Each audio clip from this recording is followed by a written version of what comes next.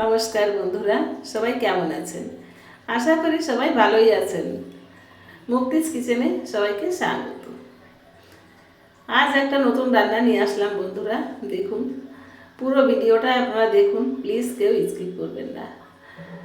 দেখুন, আমি প্রথমে নিয়েছি কিছুটা কাশ্মীরি লঙ্কা আর একটু কাজু বাদাম আর কিশমিশ। এটা আমি একটু গরম জলে ভিজিয়ে রেখে দেব।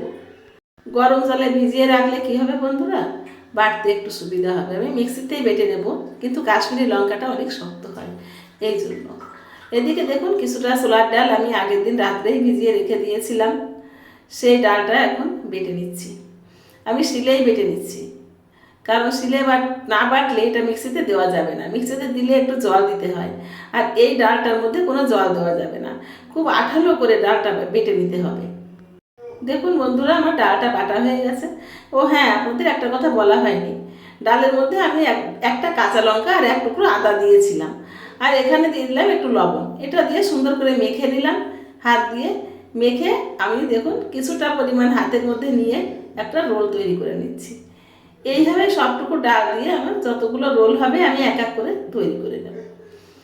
আর এদিকে কি করেছি, একটা পাত্রে কিছুটা জল গরম বসিয়ে দিয়েছি। হাই ফ্লেমে জলটা ফুটাতে হবে। ফুটন্ত জলের ভেতরে এই যে ডালের রোলগুলো তৈরি করেছিলাম, এইগুলো এক একটা করে আমি ছেড়ে দিচ্ছি।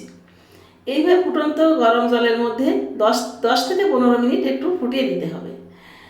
ফুটিয়ে নেওয়ার ফলে দেখবেন আস্তে আস্তে এই রোলগুলো ভেসে উঠেছে।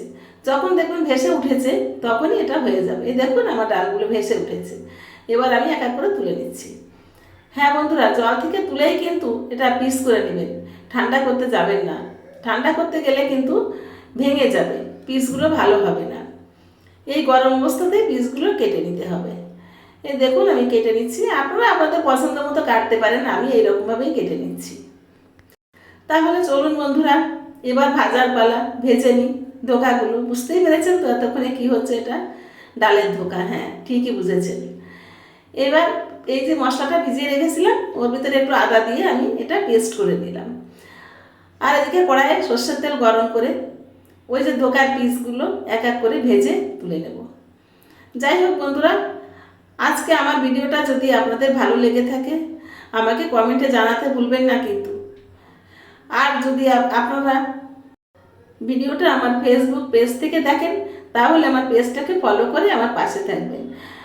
আর যদি আপনারা ইউটিউব থেকে দেখে থাকেন, তাহলে আমার চ্যানেলটাকে সাবস্ক্রাইব করে পাশে থাকা বেল আইকনটি অন করে দিবেন। দেখুন বন্ধুরা, আলুটাও ভেজে তুলে নিয়েছি, আর ওই তেলের মধ্যেই ফোড়নে দিয়ে দিলাম গোটা জিরে, গোটা গরম মশলা আর শুকনো লঙ্কা। ফোড়নটা একটু ভেজে নিয়ে যে বাটা মশলাটা ছিল ওটাই আমি দিয়ে দিলাম। মিক্সির বাটিটা ধুয়ে একটু জলও দিয়ে দিলাম।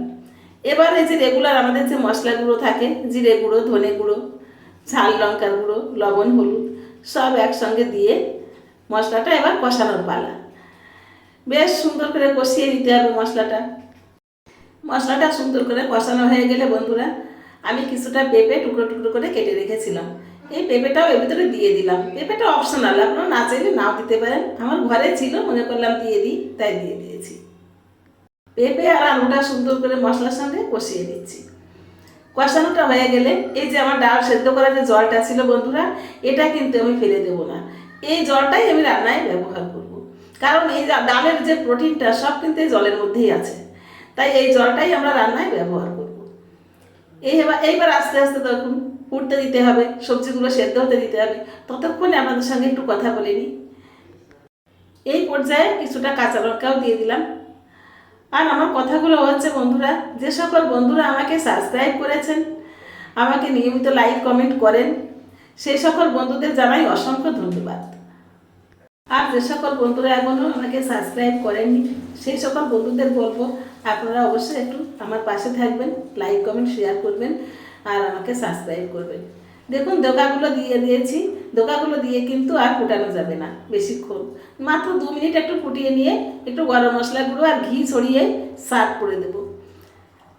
এখানেই কিন্তু শেষ রান্নাটা।